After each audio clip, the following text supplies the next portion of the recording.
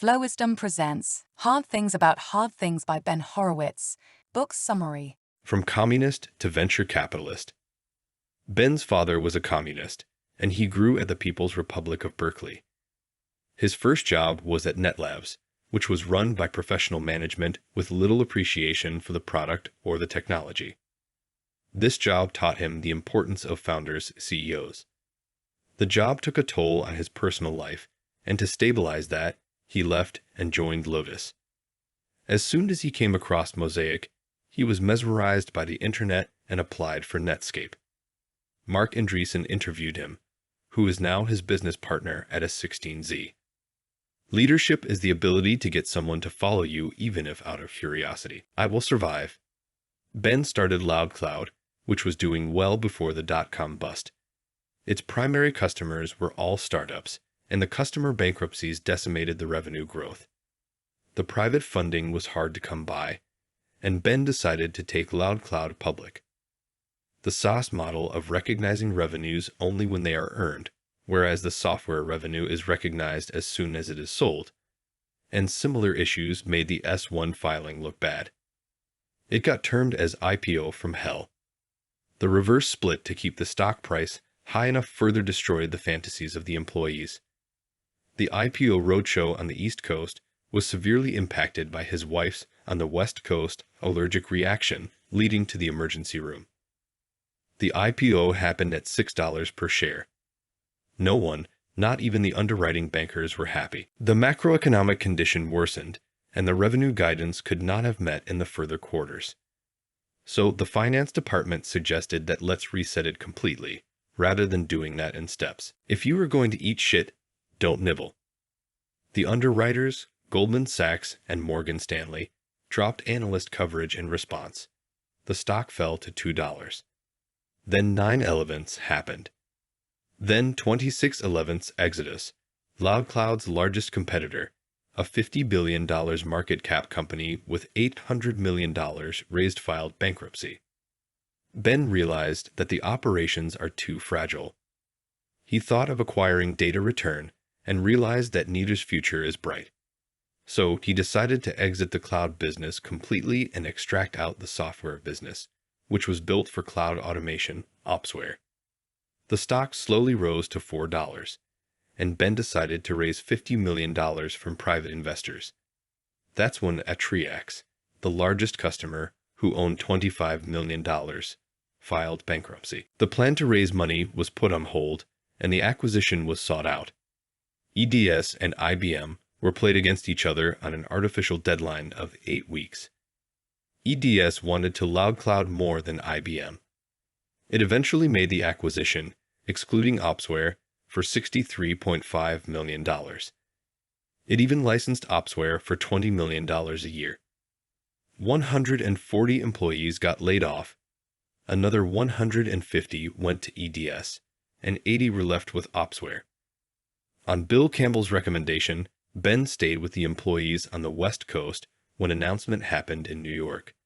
In Bill's words, "If you don't treat the people who are leaving fairly, then those who stay back would never trust you again." This time with feeling. The stock price has fallen to $0.35, and NASDAQ warned that the stock would be delisted. Some members of the executive team who did not understand software accounting and sales had to let go of. The stock price rose to $7. But then EDS, which accounted for 90% of the revenue, wanted to cancel the contract since the deployment has not gone as smoothly as expected. EDS gave Opsware 60 days to fix all the issues. The head of the EDS servers team loved Tangram and hated K products.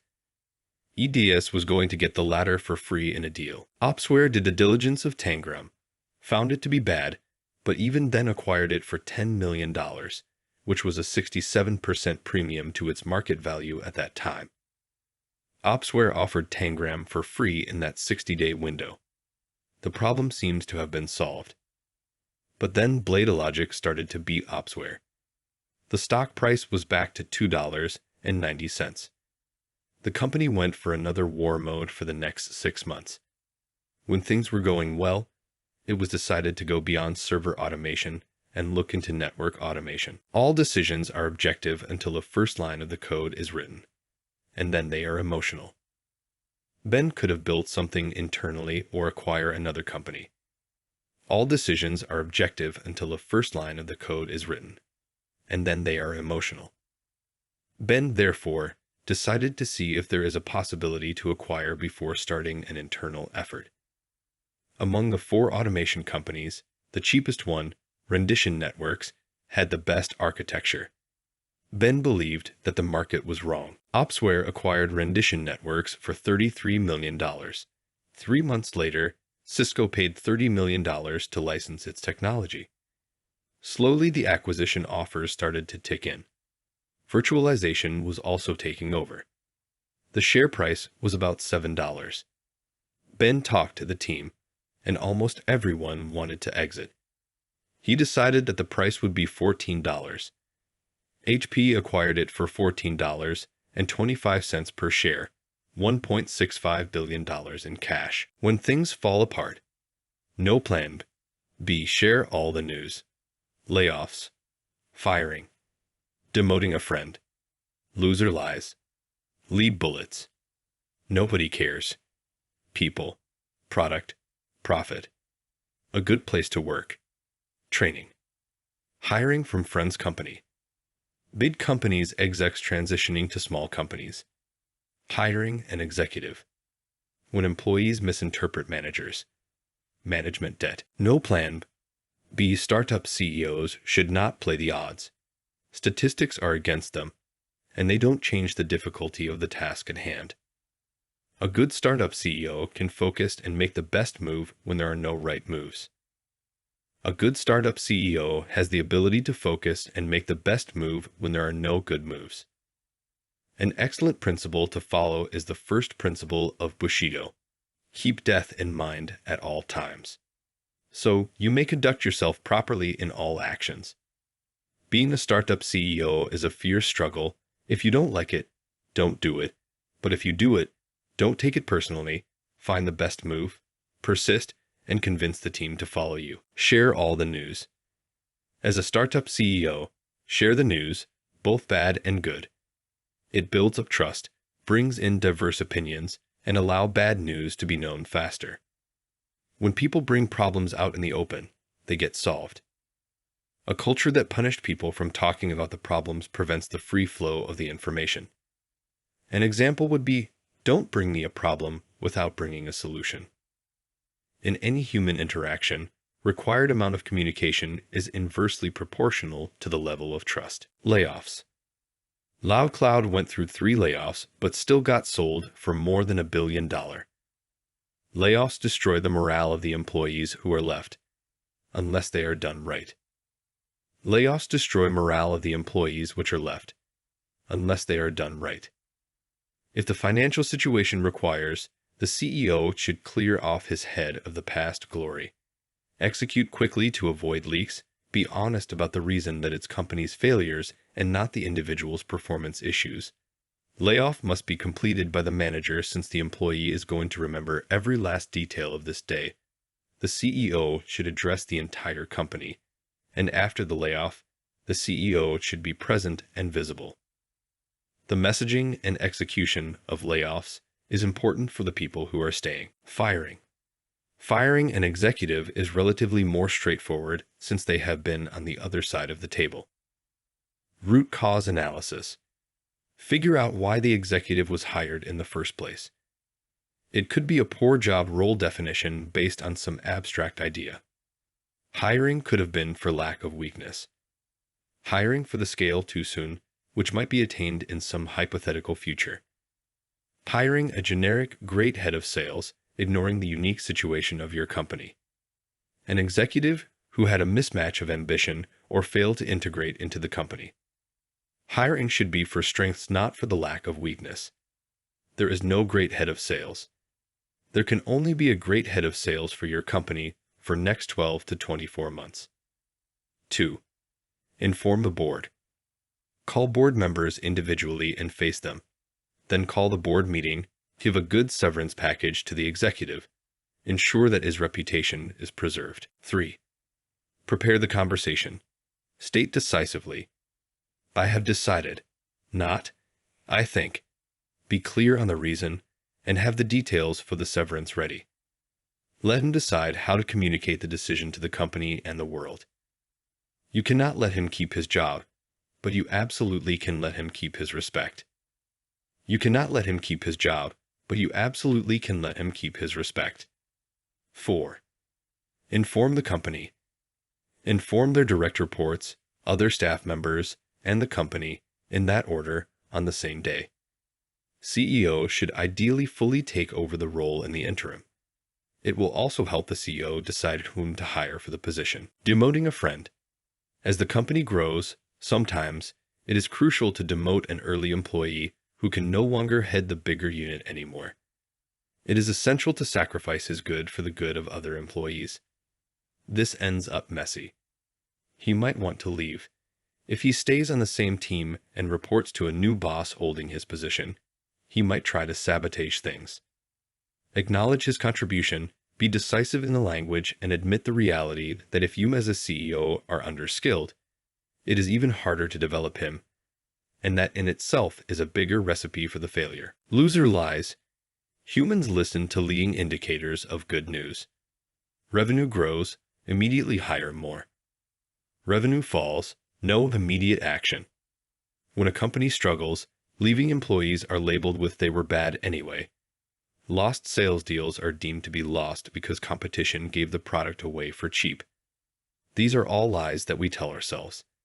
It is important not to fool ourselves with them. Lead bullets.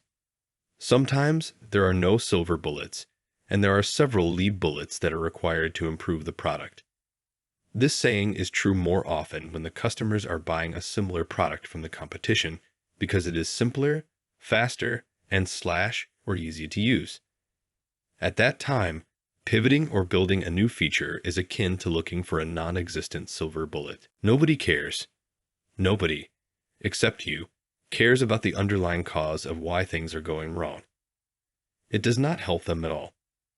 Don't waste time explaining why things are going wrong. Spend it on trying to make them right. Don't waste time explaining why things are going wrong. Spend it on trying to make them right. People, product, profit. Ben wanted to hire a new head of sales. Mark Cranny aced the interview but was from a lesser-known university and did not look like the head of sales. The more time he spent with him, the more he was convinced that Mark is the right guy. He fought against the whole board, and the decision turned out to be great in the long run. Hiring the right people and taking good care of them is of the highest importance to an organization. A good place to work. Being a good company does not matter when things go well, but can be the difference between life and death when things go wrong. The only reason someone would stay at a company going through a bad phase is that he likes his job. When things go wrong, a bad company won't be able to hold onto the employees, and that's when the death spiral begins. Training. Even new workers at McDonald's get the training. Training is one of the highest leverage activities a manager can perform. It sets the basis for performance expectations. It ensures consistent product quality. Training ensures employee retention, since people leave, primarily because they hate their manager or aren't learning anything new. The most basic training to start with would be the functional training for the job functions and the management training for the managers. Hiring from friend's company. Hiring from a friend's company is always tricky. Either you will hire mediocre people or their top-notch employees. It will never go down well since the trickle of employees leaving will begin after that. During the interview process, tell the candidate that you need to do a background check with that CEO friend and to let you know if you don't want that to happen. Big companies, execs transitioning to small companies. In big companies, execs are interrupt-driven. They always have incoming requests to process. Their job is not about taking new initiatives, but fine-tuning the existing ones. In small companies, the requirement to take the initiative is much higher. Big company execs are good at following processes. At small companies, they have to create one. Screen them right at the time of the interview by ensuring that they have the self-awareness of this. Train them heavily by assigning them an initial set of tasks. Hiring an executive. The two biggest mistakes which can happen are looking for the lack of weakness and not strength, and hiring on some abstract look and feel. Hire the right person for your company at this particular point in time. List the specific set of strengths you are looking for. The CEO must make a final solo decision without being influenced by anyone else. What employees misinterpret managers. An organization should not be run as a black box with the sole focus on metrics and quantitative goals. Such a focus usually leads to an incorrect prioritization of the goals. Run the organization as a white box. Many questions to judge its progress and performance would be more qualitative. For example, long-term competitive edge, customer satisfaction, etc. Management debt. Short-term, expedient decisions with expensive long-term consequences can lead to a management debt. The three most popular ones are putting two in a box, promoting two people to the same position, and making them share responsibilities when only one is required. Overcompensating someone because they got another job offer, and no performance management. Most experienced CEOs opt for hard choices in these cases to avoid management debt. A good HR division provides management quality assurance. It designs a good process, works with managers to identify bottlenecks, and finds out unspoken problems inside the company. Company politics. CEOs who avoid politics accidentally end up encouraging it. The right kind of ambition is ambition for the company's success, and the individual's own success being a byproduct of it. If one executive complains about another's behavior, get both of them into one room to resolve the issue. If an executive complains about another's performance, and you already knew it, then it is already too late. You should fire that executive since improving skills is doable, but regaining the support of the organization is hard for him/her. If an executive complains about another's performance and it's new news, strongly disagree right there and then evaluate the complaint objectively. Individuals optimizing personal achievements over the company are bad. Worse if they are managers, since that encourages employees to do so. Titles and promotions. Employees love titles, and for an organization of beyond a few tens of employees, everyone needs to know who is who. The author believes that titles are one of the cheapest things which a company can offer. So if a better title helps to hire an employee, use it. Mark Zuckerberg has the opposite thinking, where he prefers leveling down the new hires to avoid giving them better titles than existing employees. People at any level compare themselves to the worst person at the next level and want promotion as soon as they reach that level. Such promotions leads to the law of crappy people. A good promotion process, to avoid that, must ensure the criteria of whether an employee is ready for the next level is an objective one. When smart employees are bad employees. Some smart employees are bad. 1. The heretic. The one thinks a bunch of morons runs the company.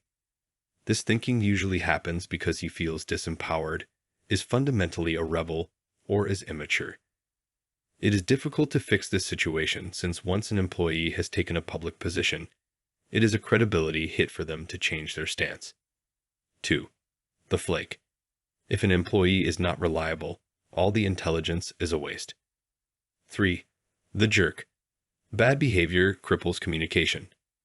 If the VP of marketing is a jerk, then no one will bring up the issue of marketing in the meeting. Communication will slowly break down, and the topic of marketing will never come up. A few jerks who are making massively positive contributions are awk, but adding more of them will destroy the company.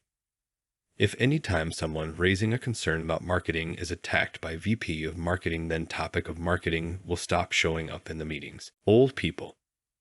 Hiring senior people into a startup is like an athlete taking a performance-enhancing drug. If all goes well, you will achieve new heights. If all goes wrong, you will start degenerating from the inside out. One-on-one. A one-on-one is an employee's meeting where he can talk about issues, frustrations, and a manager must have regular one-on-one with their employees. Company culture. Properly designed culture might look bizarre from the outside, but that's a coincidence, not the end goal. Amazon has desks made out of doors. A 16Z fines its partners $10 a minute for being late in a meeting with founders. Facebook has the motto to move fast and break things. All these things reflect the core values of the company. Scaling a company. Scaling a human organization requires an organizational design. All have shortcomings. Choose the one which suits best, and a corresponding communication process. The organization should dictate the individual leaders and not the opposite scenario, where the personal ambitions of the individuals dictate the organizational structure. If you want particular individuals or groups to communicate more, put them under the same manager.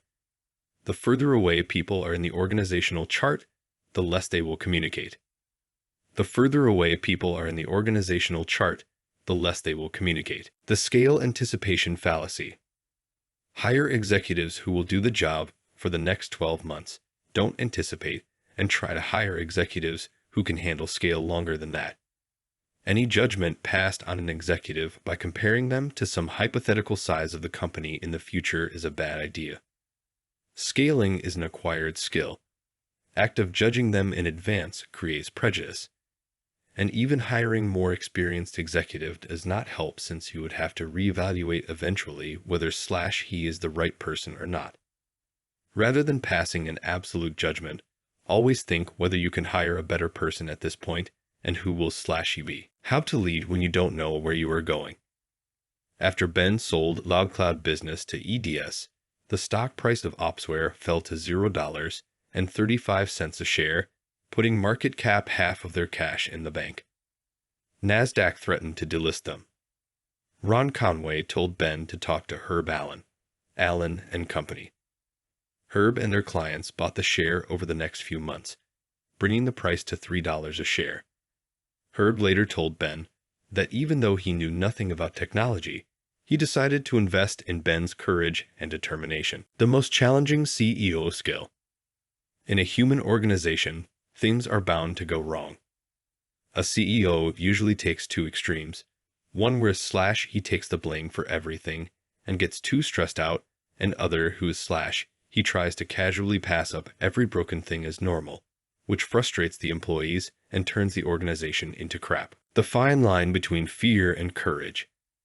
The most critical decisions test courage far more than intelligence. The right decision is obvious, but the pressure to make the wrong one can be overwhelming. Going with the crowd is always the safer choice, but not always the best outcome. Every correct decision makes you more courageous and the wrong one more cowardly. The financial bar for starting a company has gone down. The courage bar remains high it has ever been. The most important decisions test courage far more than intelligence. Ones and twos. There are two core skills for running an organization: knowing what to do and getting the company to do what you know. The ones are good at knowing, while the twos are good at getting the company to move. Ones gather data from many sources and make good decisions. They dislike execution-related tasks like process, goal setting, and performance management. Twos have a love for action and find it challenging to make critical decisions. An ideal CEO should have both the skills. This leads to a tricky CEO transition problem. Most CEOs will be ones and have twos reporting to them. Promoting a two to the CEO could be harmful. Microsoft did that with Bill Gates to Steve Ballmer transition in 2000. Promoting one from deep within can cause the executive twos to leave. GE did with Jack Welch in 1981, and that turned out to be phenomenal. No easy way to do the transition. Follow the leader. There are characteristics of a good leader. Ability to articulate a vision. Steve Jobs. Right kind of ambition. Ambitious but not selfish. Bill Campbell. And ability to achieve the vision. Andy Grove. A peacetime CEO maximizes and broadens current opportunity. Wartime usually has just one bullet to hit the target. Google moved from peacetime, Eric Schmidt, to wartime, Larry Page, as of the writing of this book. Making yourself a CEO. CEO has to make a lot of unnatural moves. Constantly evaluating people is one of them. The end goal of your feedback is to open up rather than close down discussion. Don't try a shit sandwich, be authentic. As a CEO, have an opinion on everything. Continuously give feedback so that people won't take it personally and will focus on the content instead. How to evaluate CEOs. Some employees make products. Some make sales. A CEO makes decisions. That's what a CEO is judged on.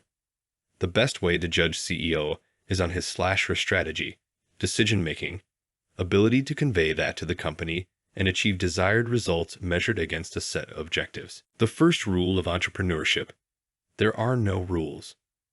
Right when Opsware was in a bidding war between BMC and HP, the E&I partner from BMC's diligence process claimed that the reinstatement of finances is required unless the contracts were amended in 48 hours.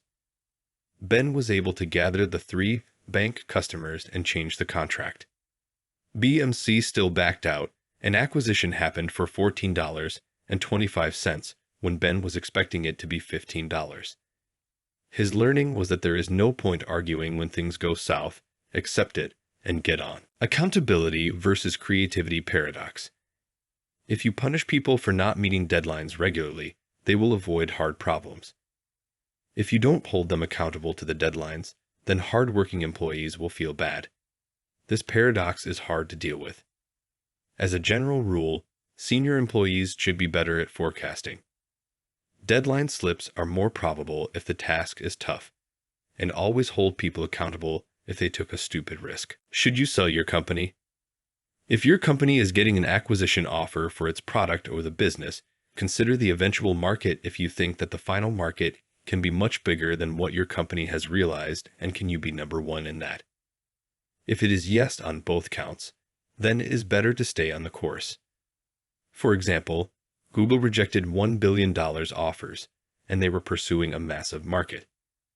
Pointcast, on the other hand, was not pursuing a large market, and by rejecting $1 billion offers, it made a mistake. This was released from For the Sake of Education by Flow Wisdom. If the content was helpful, make sure to subscribe.